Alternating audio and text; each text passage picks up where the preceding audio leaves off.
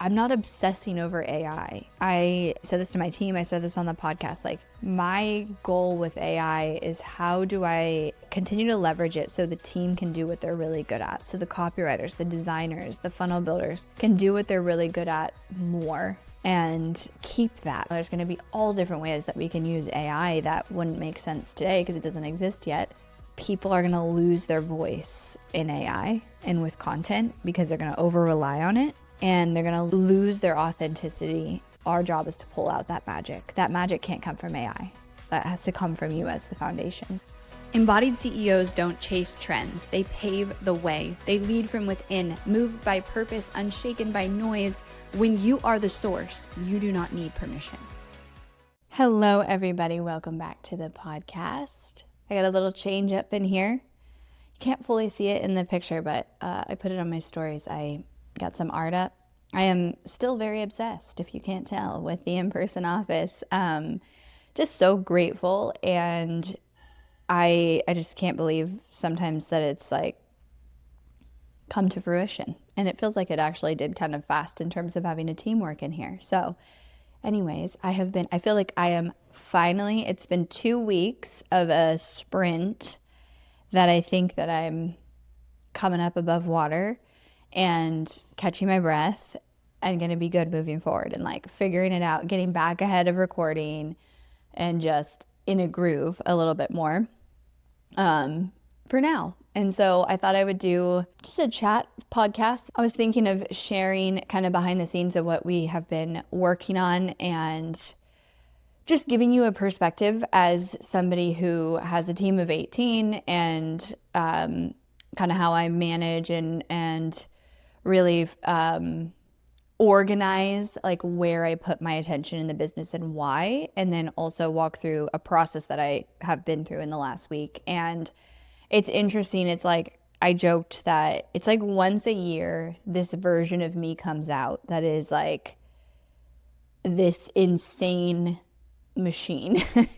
I don't know how else to describe it besides like I get into this zone and I get clear and connected to a project or something that we're going to launch or ship or change or whatever. And I'm so clear and I want it done yesterday. And it is that crazy part, that crazy entrepreneur part of me that pushes for that and pushes for the excellence and turns it into this sprint. And then it turns into something amazing. But it's like, normally I work, 20, 25 hours a week and I have the team and I have the systems. There's projects I'm working on and things that I'm working on, but not to this extent. But it's like once a year this comes out. And so last week, this version of me came out and I have some new team members here in Austin. And it was kind of cool because it was a great introduction to being a part of Embodied Marketing and just seeing the way that I care about client delivery and just seeing the way that I overhaul something and kind of reset the foundation. And so I want to talk about what we worked on and how I look at it, because I do think that the way that I build offers and the way that I organize delivery, I'm fortunate in the sense that I think I do have a little bit of an operations mind. I don't like doing operations and I don't keep myself there because I'm not quite detail oriented enough for it. But I can think in really clear step-by-steps. I'd say that's one of my gifts is I can say, here's where we're trying to take somebody, whether that's in a marketing experience or an actual delivery experience through an offer, right? And for me, a service, like there's a lot of steps that go into it. And I can say, here's where we're trying to take someone and then break it down step by step by step so that it is really clear for the other person, really easy for the other person, going through it, and that they can get the result. And so what we worked on in this last week, and it just so timed perfectly because I had 2 new team members starting in the delivery department of our business, we launched 2 new offers, Activate and Scale, I think now close to 4 months ago. And so that story's on the podcast, but I basically stopped selling programs and any done with you, any teaching, any giving you templates, any doing any of that. I stopped selling that and I went all in on it's all done for you. It's implementation. It's implementation at different levels in your business, depending on where you're at. And it has really crushed it. And so at a high level, like these offers did really well. And we had the initial launch of the offers and the process. But then of course, after selling quite a few of them and having a lot of clients go through the process, we can go back and say, okay, where can we get better? Where can we improve the communication? Where can we improve the efficiency, which is really important with how I set these up, because I basically was like, I'm going to charge the price of what a program would be where you teach somebody how to do this, and I'm going to charge that for done for you. And so on our end, like as a company, efficiency and delivering it is super important because I don't have a ton of margin on it, is basically my idea. And my thought was being able to streamline systems, to use AI where it made sense, and not AI in the deliverables as much, because I'm been really leaning in on like very human led in terms of like the assets we create, because it does better in terms of conversion, but AI in the process and the systems. And so I had 2 new team members starting in the delivery department, and it just was like the perfect opportunity for me to go back through every single step from when a client signs on to work with us to basically launching all the things that we launch, and every step internally for the team, every step for the client. And, this is a project that for most people, I mean, how long, I would actually be curious, how long do you think that should take? I think that for the average person, it would take a month.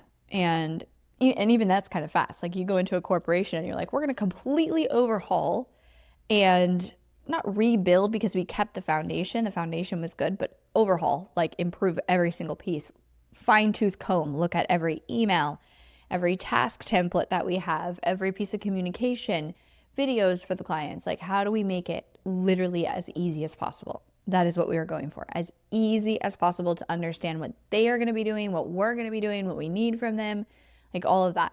And we did it in a week.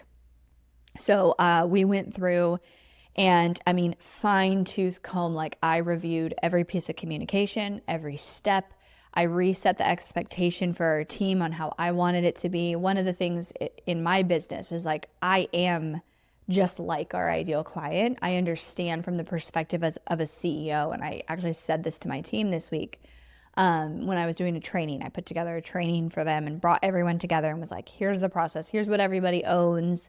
Here's the important components that go into this success. And one of the things I said is, we work with CEOs who are maxed out. They don't want to make more decisions. They are overwhelmed a lot of times. They're being pulled in multiple directions. And so our job is to make it as easy as possible for them. So if there's a question such as, okay, they're doing a live launch, what day do you want to open the cart? We don't ask, what day do you want to open the cart? We say, based on what we know works, here's the day we're suggesting. Is that good with you? Because that's so much easier for a CEO to answer that. So I went through every step. I fine-tooth combed every step, where we could be more efficient, where we could make it easier for the client. For us, another thing is we build funnels. And so getting logins and the codes and all of that is always a thing that just slows things down and can be annoying. How can we streamline that? How can we make it easier? So we did that in a week, and there was one day we were basically done, and I was like, okay, we need to get the whole team together, because one of the things in our delivery is there's multiple players that all play a part in the actual end result, because you've got ads managers, strategists, copywriters, designers, tech, funnel tech, and then you have the actual strategic advisor that the client's working with. They all play a part and they all do a great job at their part, but I hadn't sat down and said, here's the whole picture from beginning to end.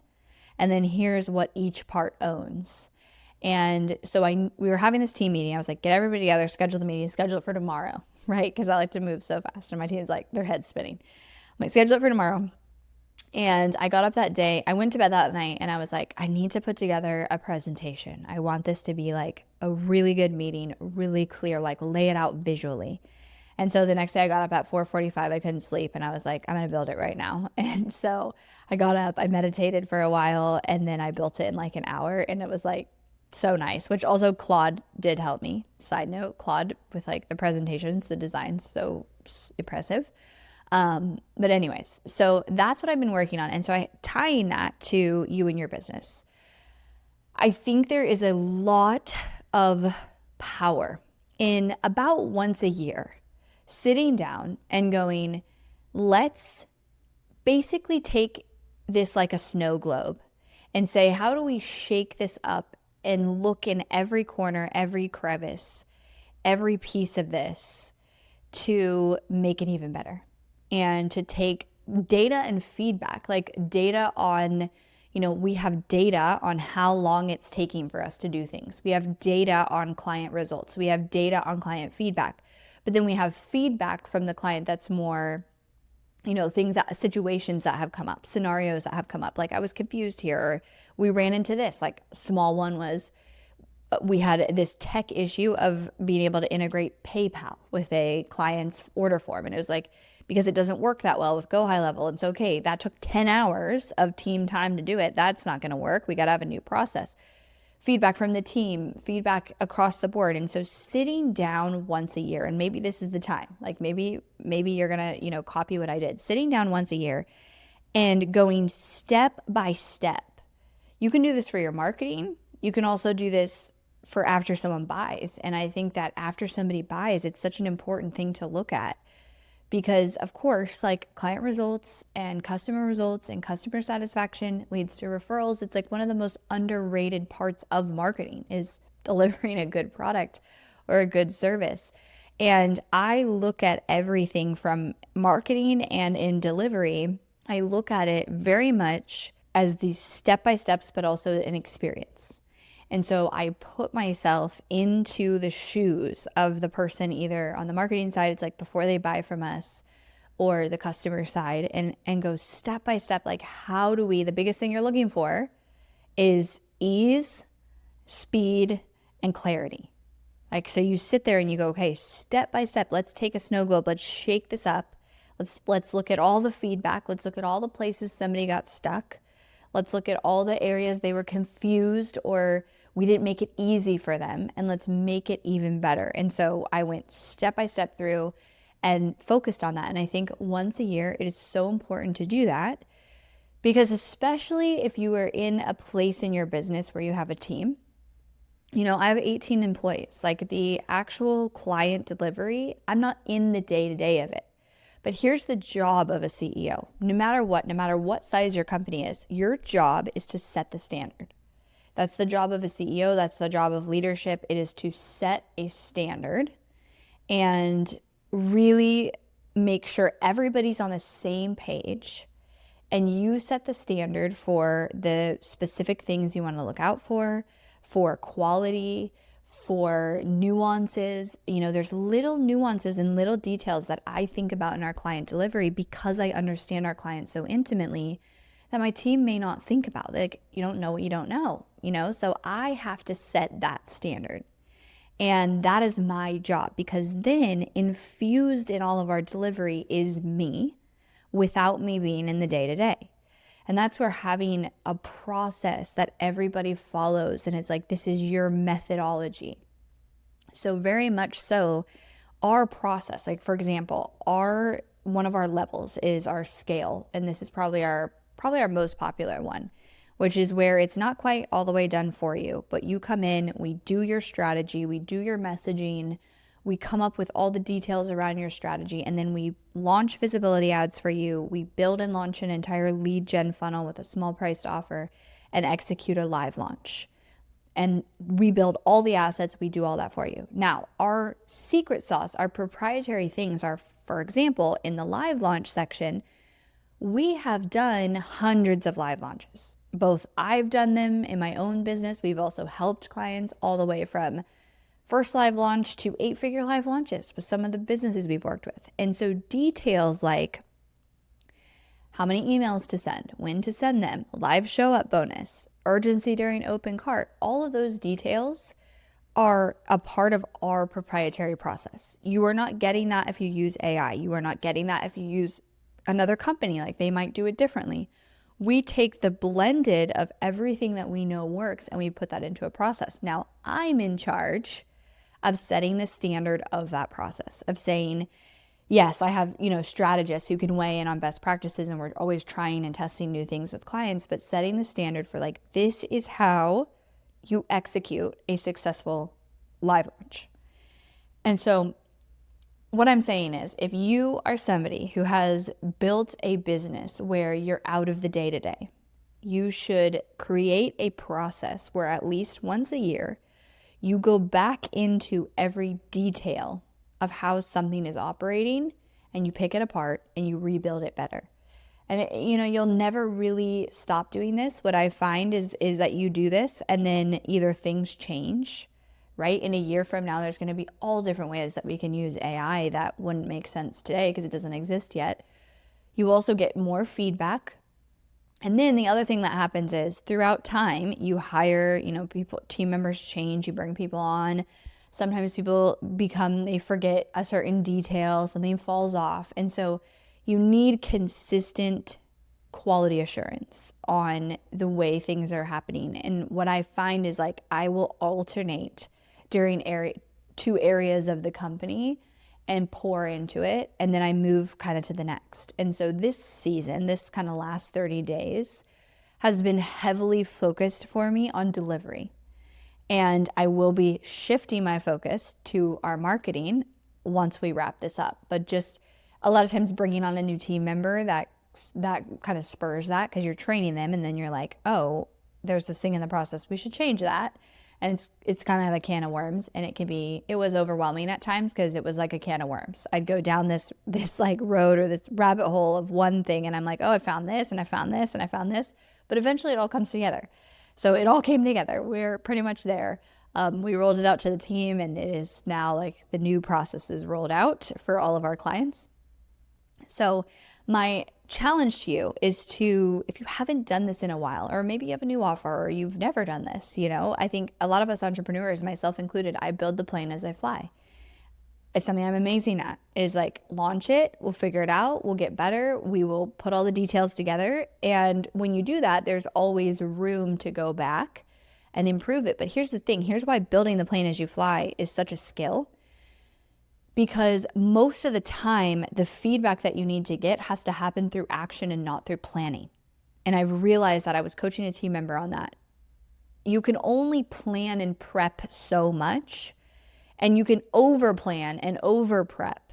And from there, not even understand the things and the nuances that are going to come up because you're not doing. And you have to have enough energy that goes into doing and kind of just get thrown into things, and then you figure it out. And that is a skill, and I think it is a really important skill for entrepreneurs. And so throw yourself into an area of your business that you haven't looked at in a while. And maybe it's not delivery. I think for us, sometimes it's the podcast. It's the things that we have done over and over and over again for a long period of time and we haven't questioned in a while. You have to rotate your attention as a CEO to come back into and reset and set the standard and work with the team and get everybody on the same page. And the team loves it. The team loves being clear. They love being heard. They love being able to take feedback that they've gotten and just feel in momentum. So where is that area of your business? And then the second kind of lesson here that I just think is worth noting, because I was having this thought last week around this crazy version of me that comes out. It's like truly unhinged. I guess it's like a grit and a speed, but it's not reckless speed. It's like when I am clear on either something new I want to create or something I want to fix and change, it is painful for me to not have it done. So when I am clear, like these are gaps in our delivery that I want to fill because I found them, because I went step by step through it, and here's where we can be more efficient, and here's how we can make an even better experience for the client. It was already a good experience. Here's how we can make it an even better experience. It is painful for me to be like, oh, it'll take us 2 weeks. Because then I'm like, no, but in the 2 weeks, Like there's people that won't get the experience and it could be really good. So let's just do it now, today, tomorrow, this week, as fast as possible. And the last time I did this was probably when I got into this crazy mode, was probably when I built that basically software. I built that product. If you guys remember, I think it was like a year ago. And I did the same thing. Worked the weekends. I had my computer. I was like coding at the gym. It's when I found vibe coding. And I found that, oh my gosh, you can talk to an agent and like build whatever you want. And I went crazy. And it was like painful for me to not have it done. I feel like you guys are going to get this. I feel like it's crazy saying that, but I feel like you're going to get it. And that energy, that drive is what sets an entrepreneur apart from everybody else. And I was thinking about this week of how it is good to have that come out sometimes in business. And I get asked so much, like, what contributes to success for an entrepreneur? And I think sometimes it's hard to even remember the answer to that because you don't remember the things that you do if you're not doing them right now. But this is one of the things I do that does set me apart, because it's like it's a relentless pursuit of whatever that goal is, of whatever that outcome is. But it's also an ebb and flow. Like I can go pedal to the metal and freaking grind it for a period of time, and then I gotta chill and I will crash. And that happened when I built the app. It happened this week. By Thursday this week, I felt good with where we're at. And I had done that like wake up at 4:45, and I was like freaking, it's like, I don't even know, delirious by the end of that day. And I'm like, all right, we're gonna chill now. We gotta take a break. And I think the early days of me didn't know those signals. I wasn't in tune with my body. The point is this. So many people get so caught up on nervous system regulation and, not being too stressed and being in flow and whatever, ease. I think that nervous system regulation, here's what I'm going to say. Nervous system regulation does not mean that there is not stress in your life. And I actually think the more regulated you are, you can go through a sprint like what I did with extreme efficiency and execution that is like unheard of. Because if you think about an athlete, you think about a professional athlete, they do so much work so that come race day, they can give 110%, right? And that's how I see moments of entrepreneurship. It's like, you don't want every single day to be like that. And if it is, something has to change. You probably need more help. You probably need to hire help. You probably need systems. You probably actually have too much on your plate. My regular week to week, I should be fully out of the day-to-day of my business. I should not even have to work. That's a good week. I get ahead on content. I don't even have to work. Like that's the way it should be. Normally I work about 20 hours a week, but there's nothing that it's like, oh, you got to lock in. Like, because we got to get through this on my regular day-to-days.